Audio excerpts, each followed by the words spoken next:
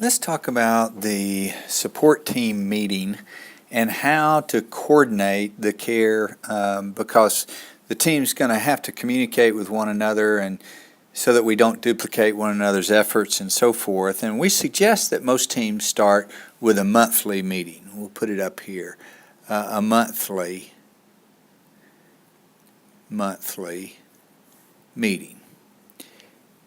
And when we first began support teams, one of the first things we heard was, I don't have time for meetings. They're a waste of time. Most of people's experiences in meetings, whether they be in the church or whether they be in corporate America or whatever, we're saying it just doesn't seem like meetings are very good use. They're wasted. One person dominates and so forth, and we don't get anything done.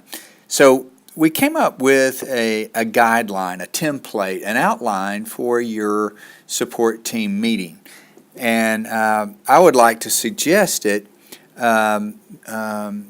related to three things. But before I do, probably the most important thing is just to focus on time and how long the meeting is.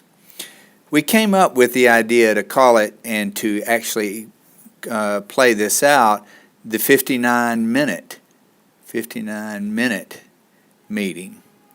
And the reason for that was people said meetings start late, they go late, and so we said, okay, what if we were to have a structure where the team started on time, and ended on time.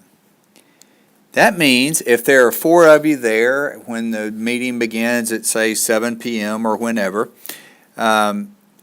you begin. You don't wait. You just go ahead and start. And as people come in, you don't recap the meeting or re-summarize everything you've done. You just keep on moving forward. People can ask questions after the meeting's over if they want to, but you want to. The important thing is that we actually teach people to come late every time we summarize everything they've missed when they get there 15 minutes late. So we don't want to reinforce that. We simply want to say we're going to start on time and end on time. So there are 3 areas I would suggest. The first one, in terms of a template or an outline, that could be for every meeting. The first one is communicate. And I'll say a word about that in just a moment. Number 2, educate. You can use this outline for month to month, and sometimes it will take more time in certain areas. And the third one is communicate, educate, and then coordinate.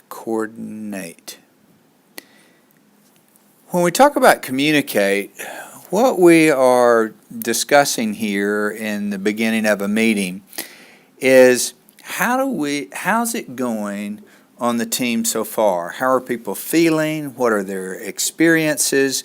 And so what they're doing is they're sharing about what it's like, or sharing experience or lessons that they're learning so that others can learn from them. And we'll call it sharing experiences.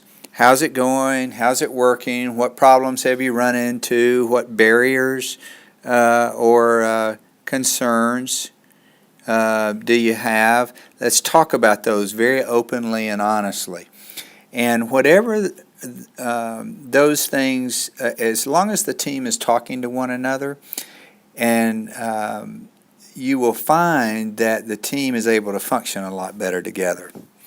The second area has to do with educate. Now I'm not talking about bringing in a speaker or anything, though you could do that, but you don't have enough time to have much of a speaker. But there might be information that needs to be gathered ahead of time or assigned to someone to bring back to the team or to email out or to share with the team members.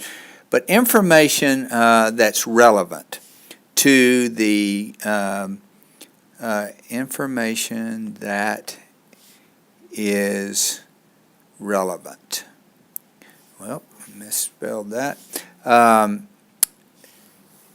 In terms that's relevant to what we're doing on the team for our support team friend, the person we're helping. So it could be getting something off the internet that would be helpful, and tips might be related to boundaries, kind of revisiting that and the importance of boundaries, and so forth and so on. But this is a learning piece. A learning piece, and I'll just put it right here, learning. It's learning together and from one another.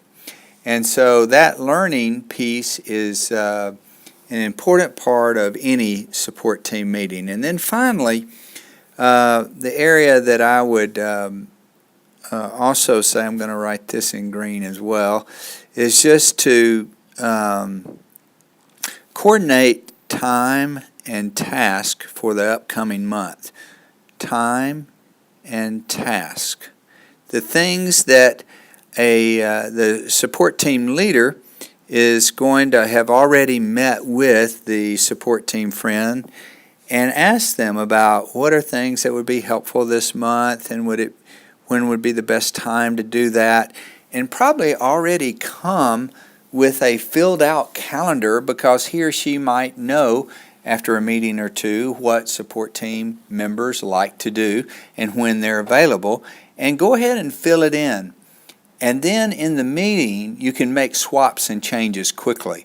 That's a much more efficient way than trying to fill out one day at a time. So I'm going to suggest that you fill out time and task ahead of time. Now, if you use this kind of template over and over, it makes the meeting more organized. You want to make sure that no one person, as a leader, that no one person in the group dominates the meeting itself. But if you will communicate, learn from each other's experience, educate, share some information, whether it's resources or anything else that's relevant to the team, and you can assign people on the team, this is your responsibility next month. Who can get us information about whatever, so that we can learn and be better prepared to serve the person we're caring for. And then finally, coordinate what you're going to do for the next month. Of course, that can change during the month, but it's best to have a plan.